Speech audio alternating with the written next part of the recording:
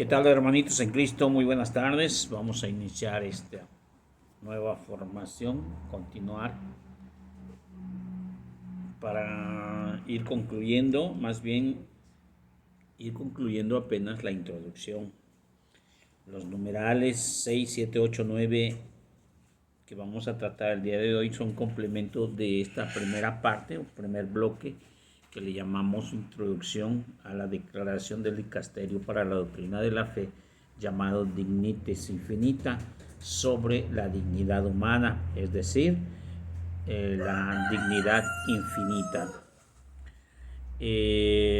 Hemos mencionado cómo desde los inicios la Iglesia Católica, antes del concilio, en el momento del concilio y después del concilio, se logra que sea tomado en cuenta el individuo como persona, con todos sus derechos y con todas sus obligaciones. Y ahora hemos visto también de parte del Papa Pablo VI, el Papa San Juan Pablo II y el Papa Benedicto XVI. Y en el numeral 6 también de esta misma declaración, el Papa Francisco nos dice: Dios nos ama infinitamente y por ese amor nos confiere una dignidad infinita. Creo que se explica solo el por qué ahora esta formación o esta declaración del Dicasterio para el Doctrina de la Fe tiene por título Dignitas Infinita. ¿Por qué? Porque el Papa Francisco, en su encíclica Fratelli Tutti del 2020, nos habla acerca de esa dignidad infinita. Cristo es pues fuente del Evangelio y nos conlleva a una dignidad humana y a una fraternidad, y al mismo tiempo nos invita a nosotros a una reflexión y a un diálogo. Todo ser humano posee una dignidad inalienable, eso ya dijimos que no puede pasar desapercibida, que responde a su naturaleza en cualquier época de la historia. Eso es lo que dice el numeral 6. Y el numeral 7 dice: ¿de verdad hay dignidad humana entre nosotros? Nos hace esa pregunta. ¿De verdad habrá dignidad humana? Miren, antes de iniciar y tocar este tema que lo propone esta declaración, créanme que es un poco difícil de entender. Se supone y presupone que Jesús es como que el centro y que nos debería de reunir, pero acá entre nos reúne más un balón, un torneo mundial de fútbol que le llaman mundial, a un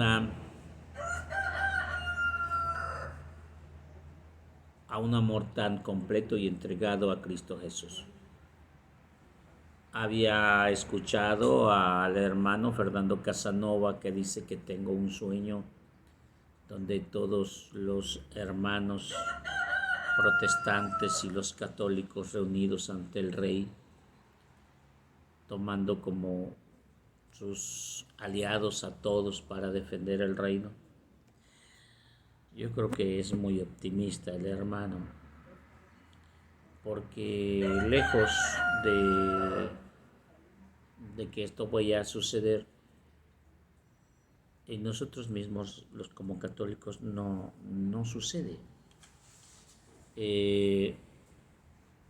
Pues no hace falta que entre humanos como humanos tengamos esas emociones o sentimientos negativos, como lo que es tener odio, tener resentimiento, tener sed de venganza, tener envidia, tener defender un apostolado, tantas y tantas cosas que a veces nos resultan difíciles entender. Ciertamente el dicasterio nos presenta este documento para que nosotros lo vayamos como entendiendo, pero desde luego Jesús en persona nos habló y nos trató dignamente a cada uno por persona, y nosotros mismos no hemos sido capaces de amarnos como hermanos. Este documento nos enseña a nosotros a entender a los humanos, a nuestros hermanos como humanos, como individuos, como necesitados del amor de Dios, porque nosotros mismos somos necesitados del amor de Dios. Lo entendemos, pero creo que no lo meditamos. Eso es lo que ocurre. Ahora sí, vayamos a lo que dice el numeral 7. El numeral 7 nos habla de los tipos de esta dignidad. Dice, hay que ir aclarando, es una aclaración fundamental, dice el número 7 y el 7 y el 8. Pongamos atención. Dice, ¿qué cosa es el valor único y trascendente? La expresión dignidad humana. Ocurre el riesgo de presentarse a muchos el significado, y por lo tanto es posible que haya malos entendidos y contradicciones que nos llevan a preguntarnos si verdaderamente la igualdad o la igual dignidad para todos los humanos es una realidad. Esa dignidad reconocida, esa unidad reconocida, respetada, promovida ante todas las circunstancias, que nos lleva a conocer la posibilidad de una cuádruple distinción de conceptos. Esta pregunta que nos hacíamos, y es nuevamente es lo que nosotros estamos como que tratando de corregir, tratando de explicarnos. La calidad. Vamos entonces a ver lo que significa dignidad antológica, dignidad moral, dignidad social y dignidad existencial, tal como lo marca aquí este punto número 7. Y dice que por dignidad antológica corresponde a la persona como tal por el mero hecho de existir y de haber sido querida, creada y amada por Dios. Esta es una dignidad antológica. El hecho de que tú tengas vida, el hecho de que tú respires, el hecho de que tú existas, pues ya es una dignidad antológica, porque quiere decir que Dios te ama, Dios te ha creado, Dios te ha dado un designio y te ha dado un propósito. Eso ya entonces entra dentro de lo que es la dignidad antológica. Esta dignidad no puede ser nunca eliminada y permanece válida más allá de toda circunstancia. Ahora vamos a hablar de la dignidad moral. La dignidad moral se refiere cuando se acaba de considerar cómo se acaba de considerar el ejercicio de libertad por parte de la criatura humana. Esta, aunque dotada de conciencia, permanece siempre abierta a la posibilidad de actuar contra ella, y al hacerlo el ser humano se comporta de un modo que no es digno de esta naturaleza de criatura amada por Dios y llega a amar a otros. Pero esa posibilidad, criatura amada por Dios y amada para amar y llamada a amar a los otros. Pero esta posibilidad existe, y no solo eso, la historia nos atestigua que el ejercicio de libertad contra la ley del amor revelada por el Evangelio puede alcanzar otras cotas incalculables del mal infligido en otros. A ver, vamos a ver si nos explicamos. La dignidad moral entonces es esa, como que ese valor, esa dignidad del ser humano, intrínseca ya el hecho de que seamos individuos y por lo tanto tenemos derecho a esa libertad o a la libre expresión y otras muchas otras cosas, pero que moralmente, a pesar de que fuimos hechos por la mano de Dios y hechos y llamados a hacer amor y dar amor como nos lo da a nosotros el Padre, al no practicar el amor, al no practicar esa dignidad hacia los demás, nos convertimos pues como en una libertad que está en contra del amor. Se pierden todo tipo de rastro humano. Dice, a este respecto, la distinción introducida aquí nos ayuda a discernir qué compresión entre aspecto de dignidad moral que ha hecho y puede perderse, y el hecho de que la dignidad ontológica, que nunca puede ser anulada, es precisamente la razón última, que se debería trabajar con todas las fuerzas para que todos los que hayan hecho mal puedan arrepentirse y convertirse. Si bien la distorsión o la mala interpretación acerca de lo que es la dignidad moral nos conlleva a un autoanálisis, también nos conlleva a mirar es como ese surco tan grande, húmedo, dispuesto para empezar a sembrar o a trabajarlo. A veces el campo se requiere más trabajo. Ojalá y fuera todo un surco ya mojadito para empezar a sembrar. Creo que hay que empezar a desmontar, hay que empezar a arrancar troncos, a barbechar para que se oree y a volver a hacer la cruza de la tierra para que se suelte, para que esté lista. Y entonces sí, que venga el riego, que venga la lluvia para recibir la semilla del Evangelio. Ahora, el numeral 8 nos van a hablar de las otras dos dignidades. Hemos hablado de la dignidad moral y de la dignidad ontológica. Ahora vamos a hablar de la dignidad social y de la existencial. La primera nos habla sobre las condiciones en que vive una persona.